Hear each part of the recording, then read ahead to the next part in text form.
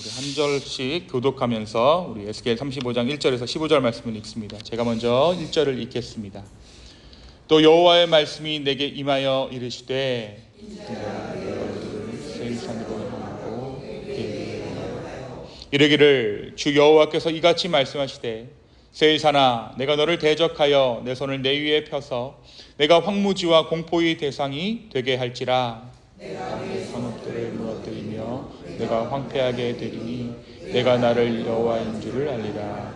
내가 옛날부터 한을 품고 이스라엘 족속의 환난 때 곧 죄악의 마지막 때의 칼의 위력에 그들을 넘겼도다. 그러므로 주 여호와의 말씀이니라. 내가 나의 삶을 두고 맹세하노니 내가 너에게 피를 만나게 한즉 피가 너를 따르리라. 내가 너를 유언하지 아니하였은즉 피가 너를 따르리라. 내가 세일산이 황무지와 폐허가 되게 하여 그 위에 왕래하는 자를 다 끊을지라.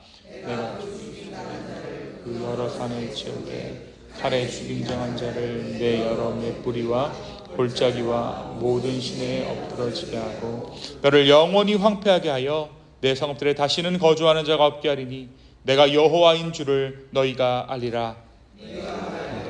이 두 민족과 두 땅은 다 내 것이며 내 기업이 되리라 하였도다. 그러나 여호와께서 거기에 계셨느니라. 그러므로 주 여호와의 말씀이니라. 내가 나의 삶을 두고 맹세하노니 내가 그들을 미워하여 노하며 질투한 대로 내가 내게 행하여 너를 심판할 때에 그들이 나를 알게 하리라. 내가 이스라엘 산들을 가리켜 말하기를 저 산들이 황폐하였으므로 우리에게 넘겨주어서 삼키게 되었다 하여 욕하는 모든 말을 나 여호와가 들 줄을 내가 알리로다.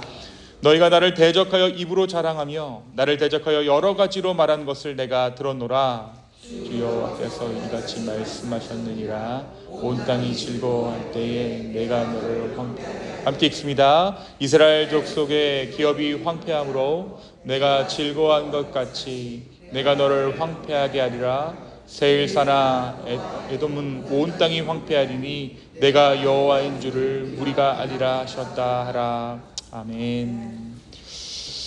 잠깐 기도하겠습니다. 주님, 오늘 이 아침의 말씀 가운데 성령 하나님 함께하여 주시고 은혜 더하여 주시옵소서. 정말 이 말씀이 우리의 삶 가운데 정말 골수를 쪼개고 우리의 영혼이 새로워지는 복음의 말씀 되게 하여 주시옵소서. 감사합니다. 예수님의 이름으로 기도합니다. 아멘.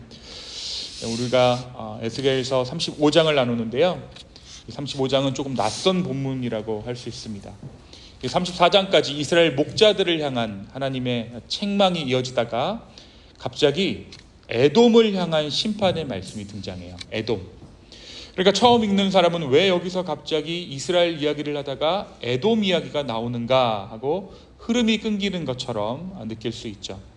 그런데 이 에스겔 전체의 흐름 속에서 보면 이 35장은 중간에 끼워진 삽입된 말씀이 아니라 오히려 34장과 36장을 이어주는 매우 중요한 다리 역할을 하는 말씀이 35장의 말씀입니다.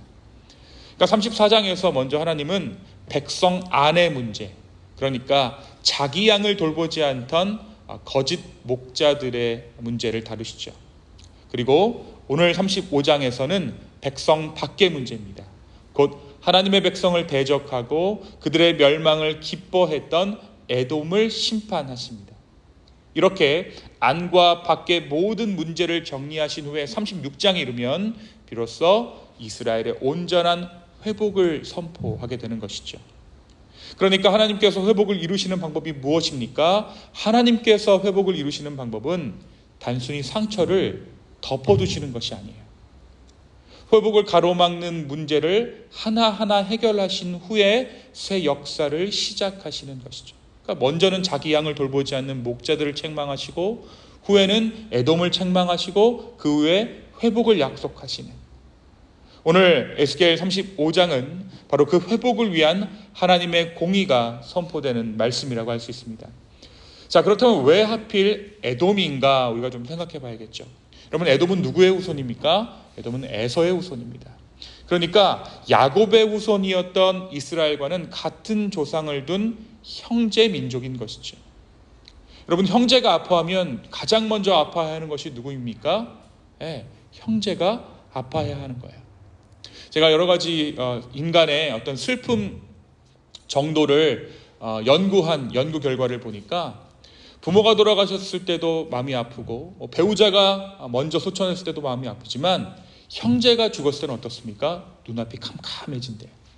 그런데 오늘 말씀에 보니까 어떤 이야기가 등장하냐면 이 에돔이 이스라엘 아픔 가운데 오히려 즐거워했다라는 거예요. 이스라엘이 함락됐을 때, 예루살렘 성이 지금 함락된 상황입니다. 그때 어떻습니까? 그때에 오히려 헐어버리라, 헐어버리라, 그 기초까지 헐어버리라 라고 외쳤다라고 시편 말씀이 기록하고 있어요. 오바댜 선지자는 그들이 도망하는 자를 붙잡아 원수의 손에 넘겨주고 형제의 재앙을 기뻐했다라고 증언하죠. 하나님께서는 5절에서 에돔의 죄를 이렇게 말씀하십니다. 5절의 말씀 보니까 너가 옛부터 한을 품고 이스라엘 자손을 칼의 권능에 넘겼도다. 자, 누가 한을 품었다라는 것입니까? 에돔이 한을 품었다라는 거예요. 그러니까 이 에돔은 이스라엘의 멸망을 두고 순간적으로 기뻐한 것이 아니라 오래전부터 한을 품었다라는 것이죠. 그리고 그들이 멸망했을 때 그 응축된 에너지가 나오듯이 그 적개심과 증오심이 터져 나온 것입니다. 그러면서 오늘 10절에 보니까 10절 한번 볼까요? 이 두 민족과 이 두 땅은 내 것이 되어 우리가 차지하리라. 이게 다 내 땅이 될 것이다 라고 말하고 있는 것이죠. 예루살렘이 무너지자 에돔은 형제의 회복을 위해 기도하지 않았습니다. 중보하지 않았어요. 오히려 이제 저 땅이 우리의 것이다 라고 말했습니다. 형제의 상처를 보고 함께 아파하는 것이 아니라 그것을 자신의 기회로 삼았던 것이죠. 그 하나님께서 그들의 말을 들으시고 아주 의미 있는 말씀을 덧붙이십니다. 여호와가 거기 계셨다. 내가 거기 있었다. 그래, 저희가 망하니까 너희가 다 차지할 줄 알았지. 그런데 그 이스라엘 가운데 내가 있었어. 내가 그들을 버린 것이 아니야. 내가 그들 가운데 함께 했어 라고 말씀하신 것이죠. 이것이 에돔과 하나님의 차이였던 거예요. 무너진 성에도 하나님이 계셨다라는 것입니다. 고통받는 백성과도 하나님께서 함께 하셨다라는 것이죠. 그리고 마지막 15절에서 하나님께서 에돔의 죄를 이렇게 정리하십니다. 너가 이스라엘 족속의 기업이 황폐함을 보고 즐거워한 것 같이. 그러니까 이 에돔의 죄는 단순히 미워한 것이 아니었습니다. 형제의 불행을 나의 행복거리로 삼았다는 거예요. 너가 불행해? 내가 행복해. 말씀은 이 사항을 매우 무거운 죄로 다루고 있습니다. 하나님께서는 형제의 눈물을 보며 기뻐하는 마음을 결코 가볍게 여기시지 않는다라는 것이죠. 사랑하는 여러분, 오늘 이 말씀이 우리에게 무엇을 말해주고 있습니까? 먼저 하나님께서는 우리 안에 있는 작은 미움과 시기, 질투의 감정들을 결코 가볍게 여기지 말라라고 말씀하고 계시는 거예요. 우리가 어떻습니까? 마음속으로만 내가 조금 미워하고 말았어요. 조금 질투의 마음이 있었습니다 라고 말하기도 하죠. 그러나 이 에돔을 보면요, 작은 감정으로 시작된 미움이 결코 작은 것으로 끝나지 않았다라는 것을 우리가 알 수 있죠. 오래 품은 시기와 질투는 결국 우리의 마음 가운데 자라나 누군가의 불행을 나의 기쁨으로 삼는 마음이 되는 거예요. 내 스스로가 잘 되는 것도 기쁨이지만 누군가 안 됐다라는 소식을 들었을 때 내 마음이 더욱더 기쁜 것이죠. 다른 사람이 넘어졌다라는 소식을 들으며 은근히 안도하고 실패했다라는 이야기를 들으며 마음 한편이 시원해지고 심지어 어떤 마음이 드는 줄 아세요? 그래, 하나님이 살아계시니까 저자가 안 됐지라고 생각하는 것이 우리의 마음이라는 것이죠. 잘 되는 사람이 무너지는 것을 보며 묘한 만족감을 느끼는 것이 바로 에돔의 마음이었고 우리의 마음일 수 있었다는 것입니다. 사랑하는 성도 여러분, 하나님께서는요, 형제의 눈물을 보며 함께 우는 사람을 찾으십니다. 에돔은 형제의 눈물을 보며 웃었습니다. 그래서 하나님께서는 에돔을 심판하셨어요.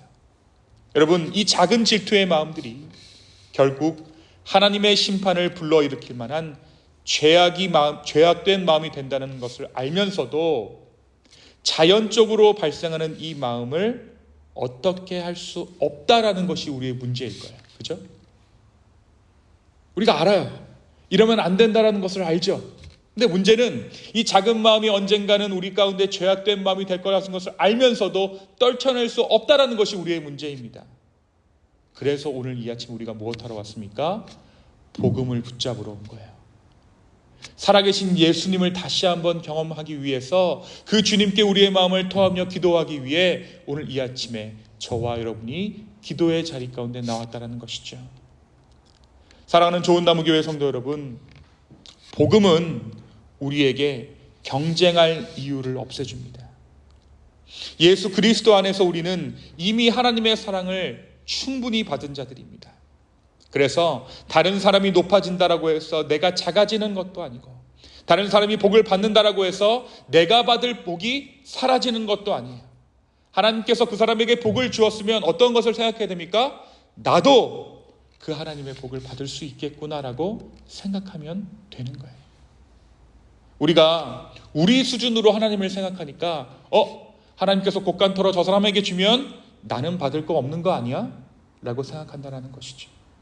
하지만 하나님의 곡간은 그렇지 않아요. 오히려 그 사람의 흥함을 보고 나의 흥함을 기대할 수 있는 것입니다.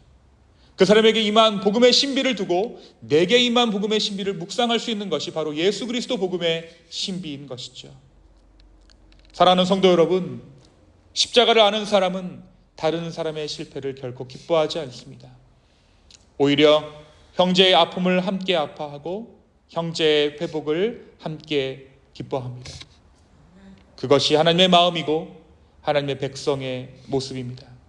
오늘 이 아침 우리를 죄악에서 건져내시는 그 복음을 다시 한번 붙잡는 이 아침 되기를 예수님의 이름으로 축원합니다. 함께 기도하겠습니다.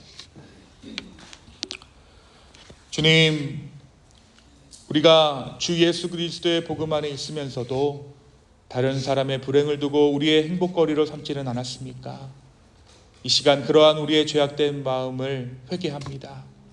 그러니 주님께서 오늘 성령으로 말미암아 우리의 마음을 붙잡아 주십시오.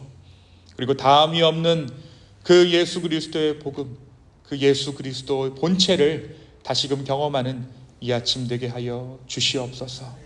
감사합니다. 이 모든 말씀 예수님의 이름으로 기도했습니다. 아멘. 주기도문으로 오늘 기도회를 마칩니다. 하늘에 계신 우리 아버지여, 이름이 거룩히 여김을 받으시오며 나라에 임하옵시며 뜻이 하늘에서 임한 것 같이 땅에서도 이루어지리라. 오늘날 우리에게 일용할 양식을 주옵시고 우리가 우리에게 죄진 자를 사하여 준 것 같이 우리의 죄를 사하여 주옵시고 우리를 시험에 들게 하지 마옵시고 다만 악에서 구하옵소서. 대개 나라와 권세와 영광이 아버지께 영원히 있사옵나이다. 아멘.